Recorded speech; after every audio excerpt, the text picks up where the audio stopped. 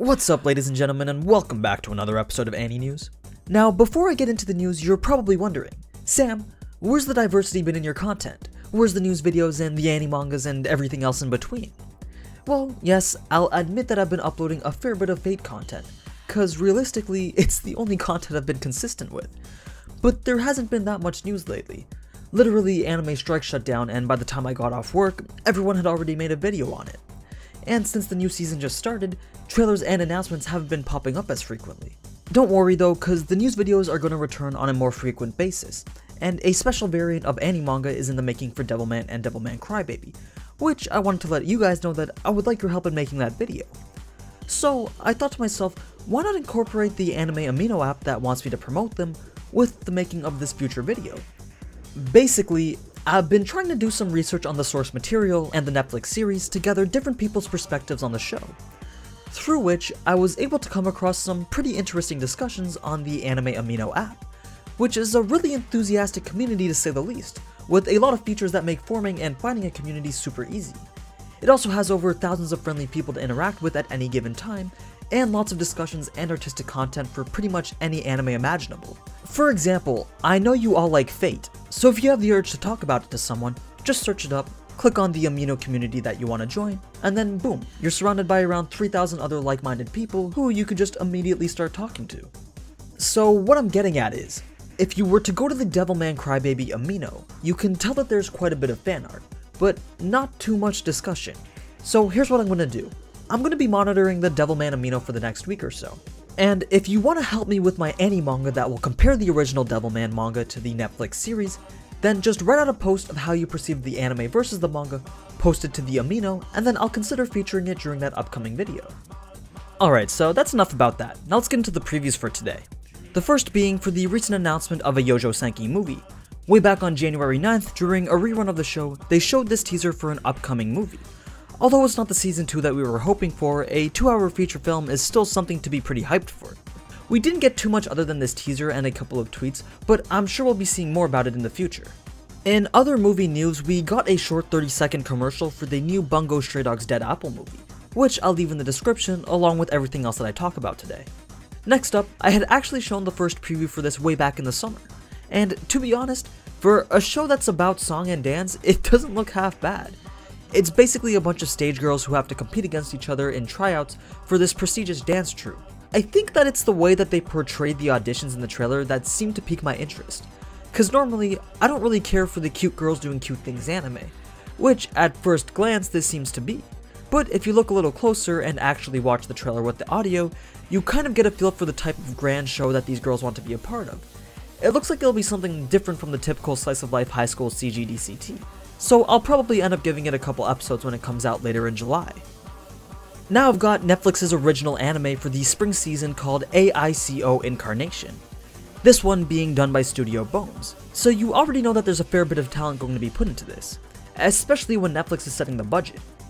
So what we know about it so far is that there was a catastrophic incident referred to as Burst that created some sort of dangerous AI known as Matter. There's a lot of mystery surrounding this incident, as well as with the two main characters, in which the girl is somewhat linked to the incident with. It's going to be one of those action sci-fis probably similar to Guilty Crown, where you're slowly revealed the root cause of the incident over time. But since it's an original, it's hard to say how good the show will be. So as I was making this video, I came across the trailer for yet another Netflix original anime coming out this spring. This one called B, The Beginning. Another sci-fi, but based on the description, I'm getting more Psycho-Pass vibes from it. Probably because it's by the same studio, Production IG, but also because of the advanced tech crime plot. It's about some investigator who's part of this royal police force that's trying to track down a serial killer, all while taking on a criminal organization.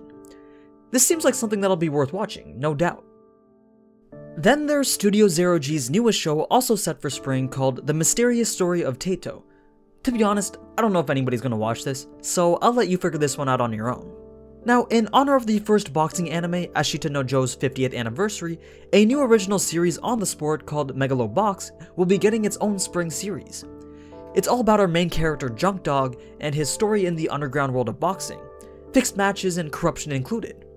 And you can tell from the trailer, it's got that vintage animation style to it.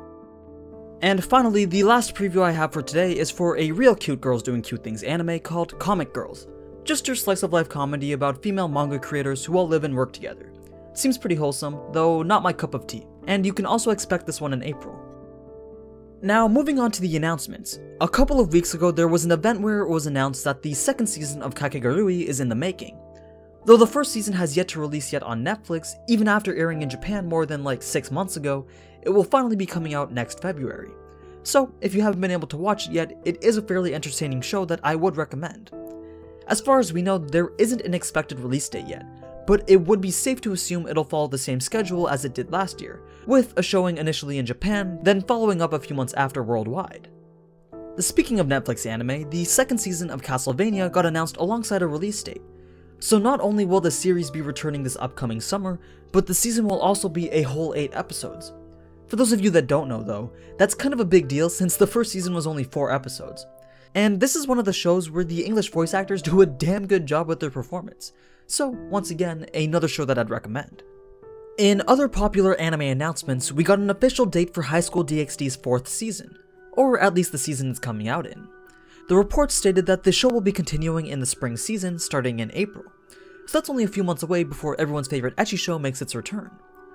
Now in terms of new anime, one called Grand Blue was recently announced, and then we also got a new visual for Attack on Titan Season 2. And that's pretty much everything that I got for you guys today.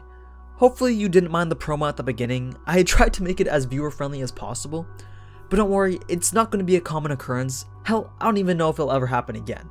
But since I am still learning this YouTube thing, I figured that this was all part of it, and I might as well try it out at least once. At least now I can say I did the same thing that Misty, the Anime Man, and a whole lot of other YouTubers have done before. If anything, at least people are noticing me. But I've definitely still got a long ways to go before I can even call myself a proper YouTuber. Anyway, if you made it to the end, thanks so much for watching, and if you enjoyed this type of anime news content, then you already know what to do. So until next time, ciao!